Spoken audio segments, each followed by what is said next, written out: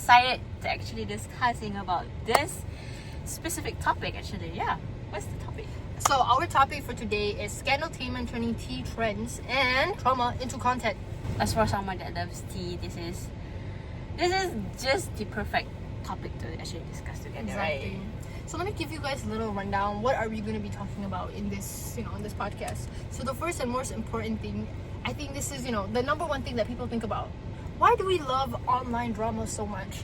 Why are we as humans, we're like little ants. We see a sugar cube, we're all trying to go there. Right? Like, why are we all little ants trying to go and grab this sugar cube that is drama and content? Second, how did drama from back then, for example, when everybody is sitting around in a circle, all the older ladies peeling and gossiping and talking about each other, and how the modern form of that we see now is basically it being online and being digitalized. And third, again, tying back to how when I mentioned that drama online, the whole gossiping thing has gone online. What is technology's role in making these viral scandals? And finally, what are the social and ethical impacts that these scandals have on the victims, the people, basically? But we don't introduce ourselves properly. Right. Okay, you can start first. So the pink tudung is Wahida. You can call me Mimi, guys. The brown tudung is Alia. You guys can just call me Alia. Because call me Alia, guys, or Kimbap if you want. So we go on to the first question because we have a lot to discuss. Exactly. Actually. So let me start with a very simple question. Why do we love online drama so much? I think sometimes it's because our real life itself is too boring. We're living in a world where people are constantly on the search for entertainment. They're trying to get that quick hit of dopamine. And how do people get that? Online, through their phones, or for example through other people's drama. So that's why a lot of people today, they live vicariously through other people's dramas, scandals online. That dopamine effect, and because of the dopamine effect, it becomes addicting, kind of like how smokers, they smoke nicotine and they can't stop, or drug users doing drugs, they can't stop.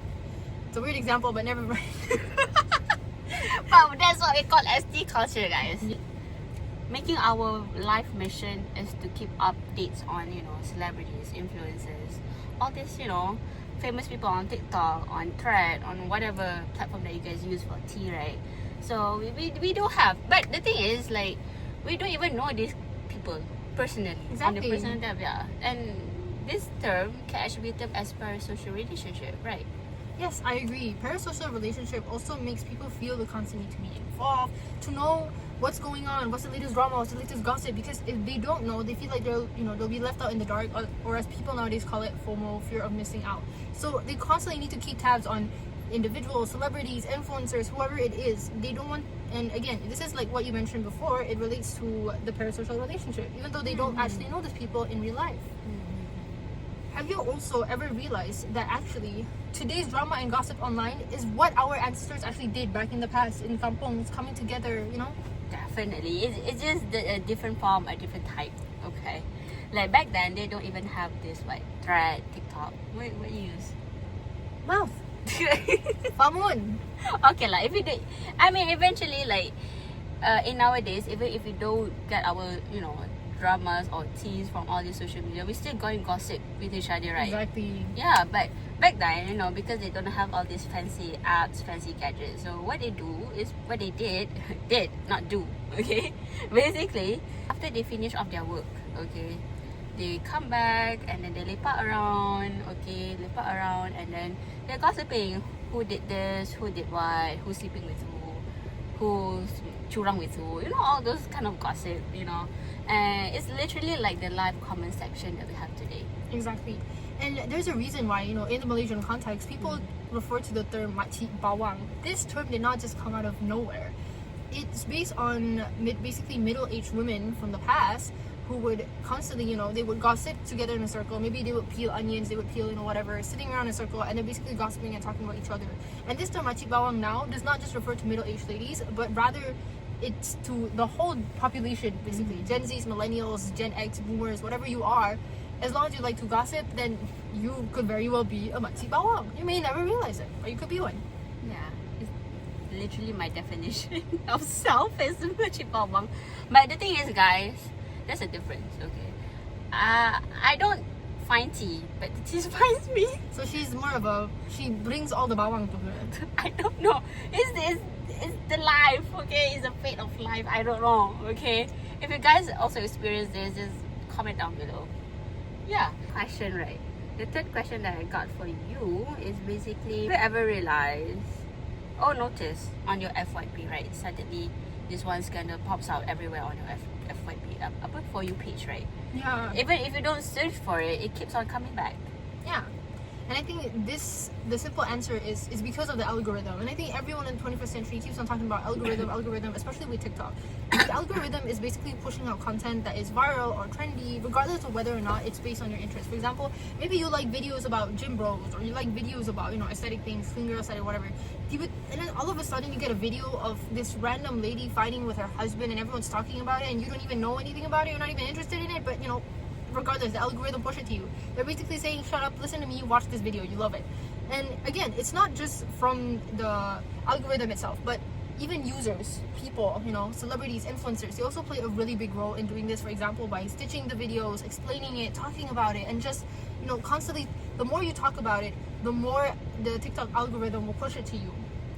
Yeah, and here's the thing, guys. The very simple equation: the algorithm feeds off engagement, and what's actually the engagement? The scandal itself. Exactly. Yeah. So even if people say I'm tired of seeing the same thing over and over again, but as long as you comment on it, people do the video on it, and then you watch that video, that's how TikTok tracks you. Exactly. And the TikTok doesn't care about like what's positive, what's true, what's real. As long as it hooks you up, yeah, that's how it pushes it. Even for influencers, for example, as I mentioned before, influencers are the people who mainly are making people engage in these videos even more by constantly talking about and such. Why do you guys think they talk about it? Not just because it's interesting, whatever, but because they get paid for doing it. Because whatever makes content, whatever gets them the most money, again, they could monetize these videos and they can get paid by TikTok depending on how well that video performs. So they literally get paid for gossiping. I mean, that's a good way to earn money.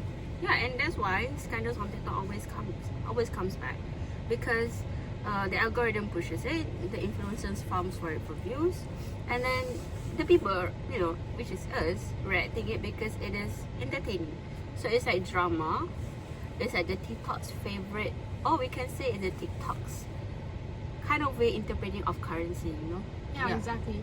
And again, I think because netizens only focus on the drama so much, drama, they tend to overlook the social and ethical impact that it has on the victims, the people who are actually being talked about. So is the line between awareness and exploitation disappearing as people turn each other's traumas into content? Yeah, literally once one thing or one person goes viral, right, everyone suddenly wants to cancel that person. So it becomes like this online mob kind of thing. So, and people jump in it without knowing the full story. So because of that, cyberbullying happens so easily. People commented on it harshly, and then like attacking this person, and then act like as if nothing happened. So they forget there's actually a real person behind that video or like that scandal. And sometimes people are blindly recording strangers in public. And I know there's this debate on like it's a public area, so anyone can record anything. Yes, but at the same time, do innocent strangers deserve to be recorded without them knowing it and have their face be plastered everywhere online and have their privacy exposed? Furthermore, it's not just that, but we also see a rise of quote-unquote harmless pranks as said by these content creators, but in reality it could actually be very humiliating for the victim, and the victim is like expected to go along with it and take it as like, oh, it's just a joke, you should be okay with it. Even it normalizes the exploitation of people's trauma and humiliation into content. Yeah, and for real, and the worst part is how fast things can actually blow up. So one random person posted it, records you, posted you, and now your face is on everyone's FYP. So it's like TikTok kind of pushes it to you like, okay everyone, let's watch this together. And like sometimes the person in the video didn't even do anything crazy. Just because it's funny and embarrassing, okay? People start stitching it, duetting it, making jokes, and it just becomes snowball. So, and to us viewers, because we keep on seeing all this type of videos every single day, so it feels like normal. But imagine if we are that person behind those scandals, behind those type of videos, 1 minute you're minding your own business, and another minute you're booming, you're viral all over FYP already.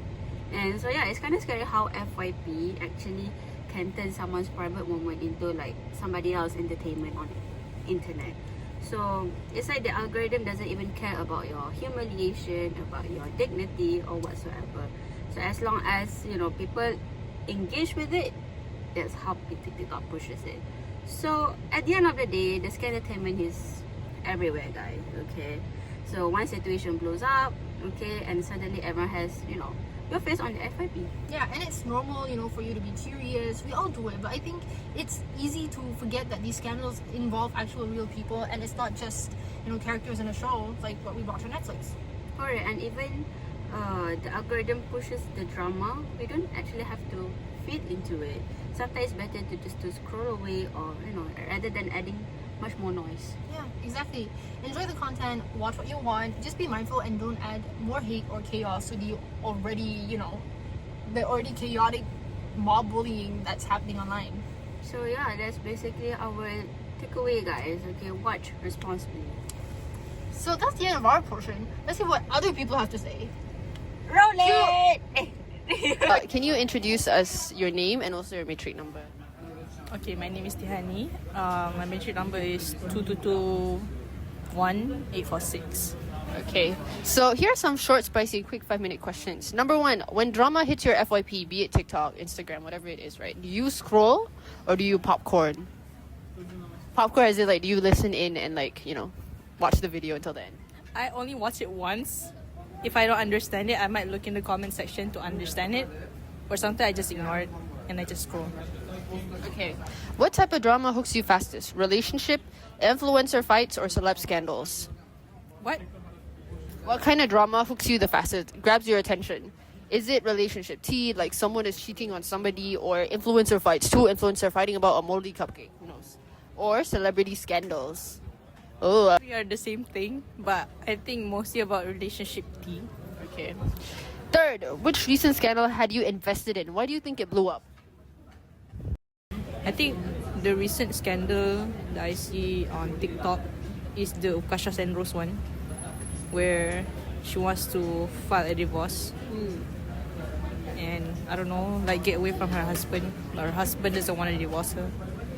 All right. So, do you enjoy the drama itself or the comment section more when you're, you know, watching videos about this on TikTok? The comments, of course, the comments. The comments are too funny. Yeah. And finally, when does tea turn toxic in your opinion? Tea turn toxic Yeah. when the tea becomes fake. Like you tend to spread misinformation sometimes, or sometimes the tea is not that serious, but when like sometimes people can over exaggerate sharing the information, which becomes a fitna.